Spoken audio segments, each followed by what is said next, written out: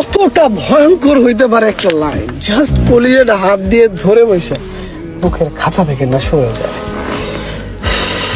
আরে বলার আগেই কেমন মানে লাইনগুলা জাস্ট ফিল না করতে পারলে না কিছু বুঝবে।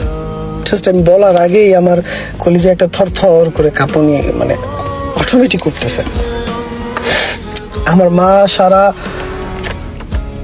আমি মানে আওলায় ফেলতেছি। শুনেন, মনোযোগ সহকারে শুনেন, জাস্ট ফিল করেন।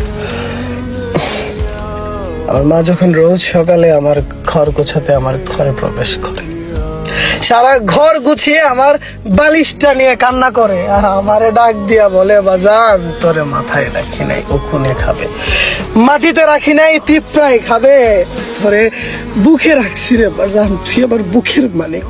আর তুই সারা রাত কাইন্দা বালিশ বেঝাস, ওই বালিশ আবার হাতে নিলে আমার কলিজাটা কেমন করে বাজান।